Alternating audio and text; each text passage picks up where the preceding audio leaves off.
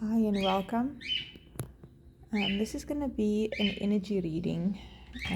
My bird has been screaming for a little while, and he usually does that when there's an energy that wants to be known or understood. We always get signs from the universe. There are signs about everything all around us all the time.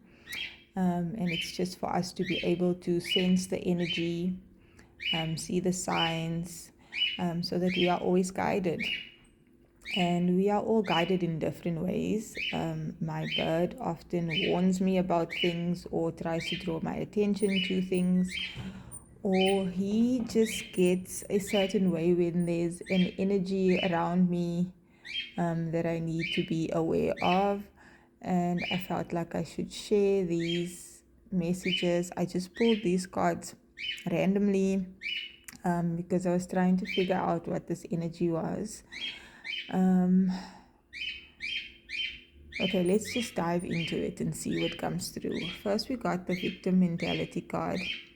And in this card, there is someone here who looks very stressed and worried. My camera is adjusting too much. This person looks very stressed and worried. There's a picture frame here with like a waterfall, and water is representative of emotions. So someone might be feeling a lot of intense emotions. This could be a masculine energy. Could be you or someone else. Take it as it resonates. So someone's feeling very emotional. And there's a rope here tied to this person's hand. And it's tied to the bedpost. So someone could be at home, alone in their bedroom. They could feel like time is running out when it comes to a certain situation, because there's an hourglass there. And so they're obviously thinking about something, and they're feeling very down on themselves, very sorry for themselves. Now, we all get into situations or have experiences in our lives that are difficult, but we are always called to feel our emotions. So if you feel sad or angry, resentful, pain, heartache, whatever, our emotions are a signal to us, right? So we can either suppress, deny the emotions and not deal with them, and then we have repeated situations that come up in our lives because of that energy that is with us, inside of us, or around us. It can be certain relationships or certain things about your life that brings up these emotions that want to be dealt with and cleared so that our lives can progress. Now we can, if we don't feel the emotions, we can't get the information the emotions are trying to tell us. But also, if we do feel the emotions, what is our perspective? There's books here. So there's something about getting the necessary information from whatever the situation is and from our emotions, using wisdom, discernment, intuition to guide us through it so that we can resolve not just the external issue but the internal emotions that we feel regarding situations. And usually almost everything, if not everything, is connected. So someone is really needing to feel the emotions. If you need to feel sad, feel angry, whatever, allow yourself to feel it. But then you need to express it in a healthy way or get past it in a healthy way and not use old coping mechanisms that just keep us stuck or perpetuate the same problem. And find out what the lesson is from the situation or what you're feeling. So if I'm feeling sad because someone said something to hurt my feelings, right? That's understandable. Or someone did something to hurt you, that's understandable. But then do some introspection and see, am I being triggered because this is something valid? Is it something that I need to just deal with internally? Or yes, this is something valid, this person keeps doing this, what can I do about this from an empowered place and not feeling like a victim? If we continuously blame another person, the external things for our problems, we cannot come from an empowered place and find solutions and find ways to move forward and healthy ways of living and being. And then we stay stuck. See, he could untie himself from this bed, get up and get out of this room, but he's choosing to sit there. Sometimes you need to sit with your sorrows, but eventually you need to learn the lesson, get back on your feet.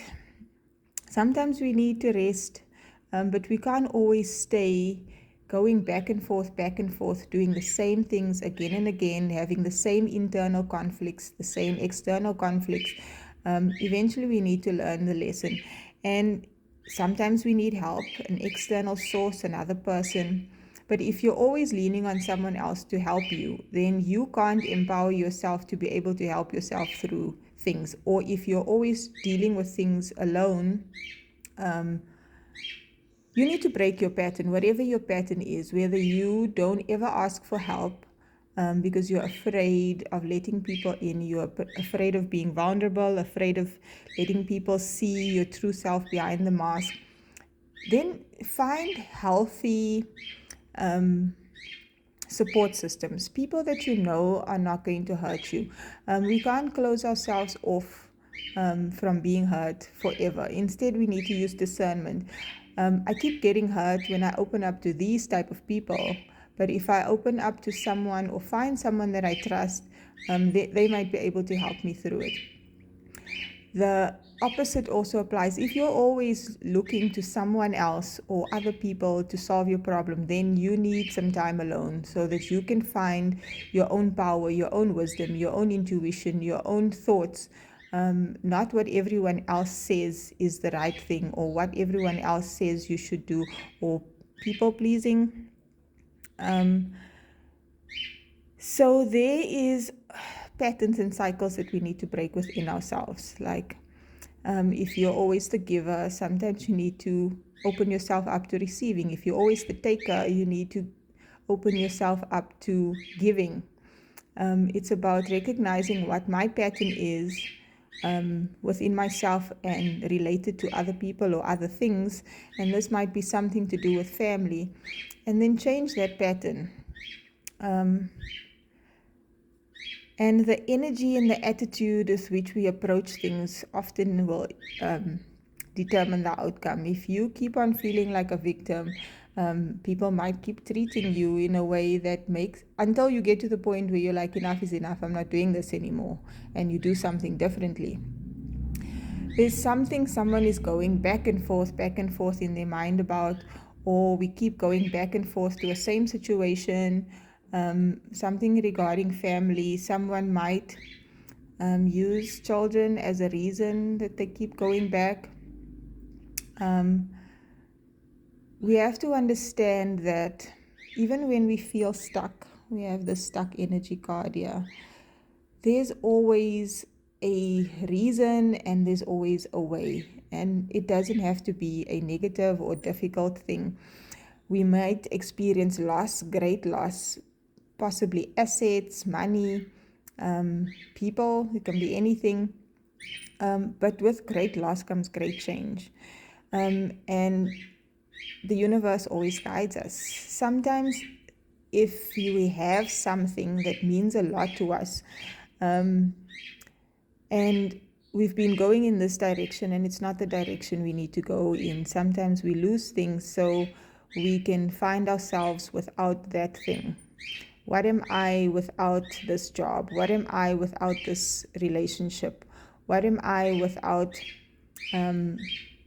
my coping mechanisms? Who am I when I am by myself? Can I stand on my own 2 feet? Who am I when I'm with family or in a crowd of people? Can I still be my authentic self, or do I put a mask on? Do I show up in the way that I think people will accept me or find appropriate? Often we lose things so that we can find ourselves, our true selves. So even when we feel stuck, sometimes we are meant to be stuck there so you can sit and think a little or change direction into a direction that will actually be good for you and lead you to happy success. These collective readings obviously are general. It can cover a broad range of situations and resonate in different ways with everyone. So take what resonates. And sometimes after hearing certain messages, we won't necessarily. I have a yellow birdie right in front of me at the window. That might be a sign for someone. Yeah, obviously take some introspection. And sometimes we can't be subjective enough to see for ourselves what we need to see in ourselves, and we need maybe someone else that you trust that is discerning, that you know is not going to just tell you what you need to hear, enable you, or give you bad advice, or foster the same patterns that you're trying. And you can tell we have this intuitive nudges. They are always safe spaces. If we ask the universe, God, to direct us to healthy spaces and people and places to help us through whatever we're going through, we can do that, and that will come to us. But we need to be willing to take our masks off and be vulnerable and honest, either with ourselves or with someone else.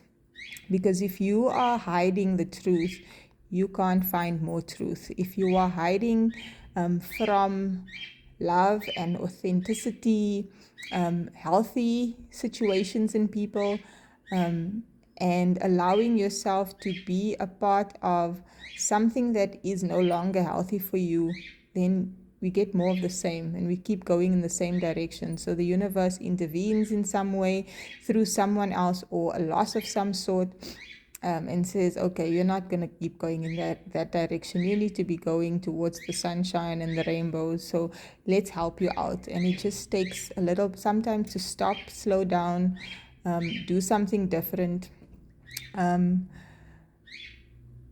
Personal readings are really helpful to get more specifics. Talking to a trusted friend, talking to a therapist, a counselor, but try something different. If you usually speak to people about your problems, maybe you need to journal, maybe you need to spend some time alone, maybe you need to meditate.